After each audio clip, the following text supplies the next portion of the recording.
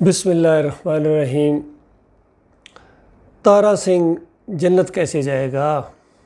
آج میں بہت ہی اہم موضوع کے اوپر گفتگو کرنے لگا ہوں، خاص کر اپنے فوجی بھائیوں کے لیے۔ اس میں بہت ہی لمحہ فکریہ ہے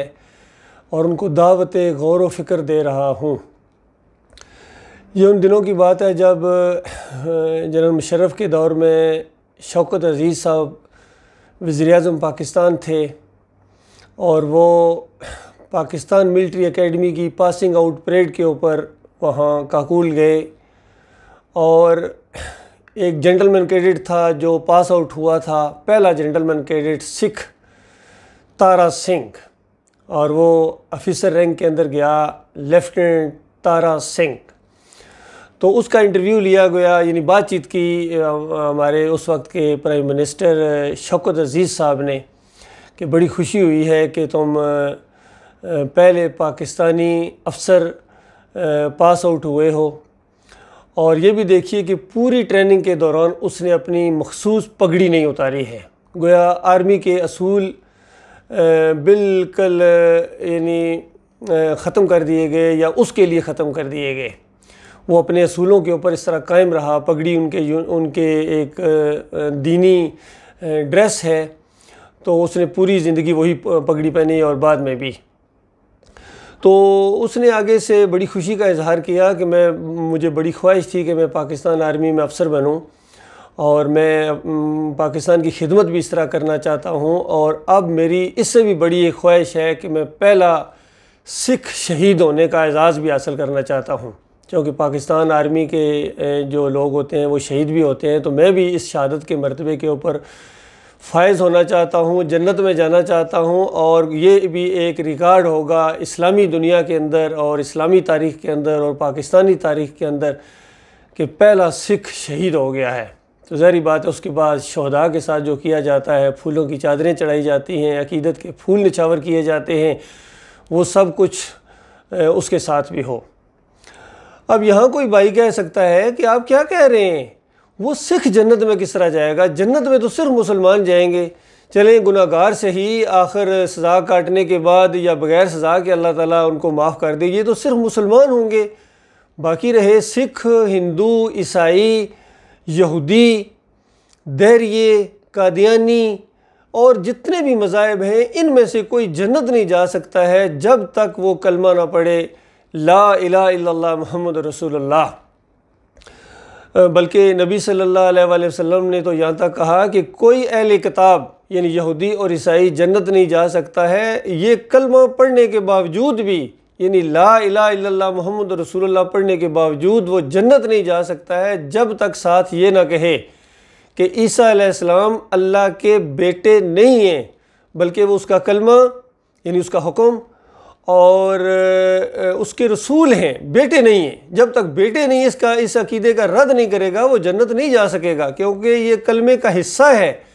کہ اللہ کا کوئی بیٹا نہیں ہے، اس کا کوئی باپ نہیں ہے، اس کی ذات کا کوئی ٹکڑا نہیں ہے۔ تو یہ سارے کلمے کا حصہ ہیں۔ تو جب تک یہ اقرار نہ کرے کہ عیسیٰ علیہ السلام اللہ کے بیٹے نہیں ہیں، وہ جنت نہیں جا سکتا ہے۔ تو سکھوں اور ہندوؤں کا تو سوال ہی پیدا نہیں ہوتا ہے۔ لیکن یہاں جو کہ معیار بدلی کر دیے گئے ہیں، پیمانے بدلی کر دیے گئے ہیں، اور صرف یہ دماغ بنا دیا گیا ہے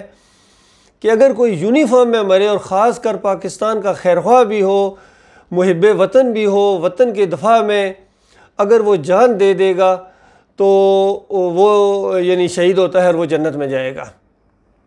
تو کاش پرائم منسٹر صاحب اس وقت کے ان کو بتاتے بھائی یہ تو ہو نہیں سکتا ہے، لیکن یہ تو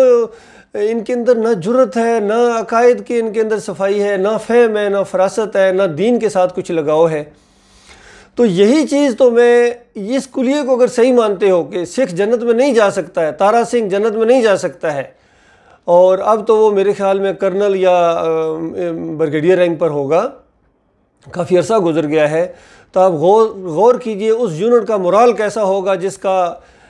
کمانڈنگ افسر تارا سنگھ ہوگا۔ تو بتائیے اللہ کے بندو، کس کو دھوکہ دے رہے ہو؟ کس کو دھوکہ دے رہے ہو؟ اپنی جان کے دشمنوں،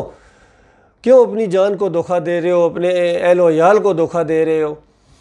جس طرح تارا سنگھ جنت نہیں جا سکتا ہے، کیونکہ یہ آپ کا سب کا عقیدہ ہے،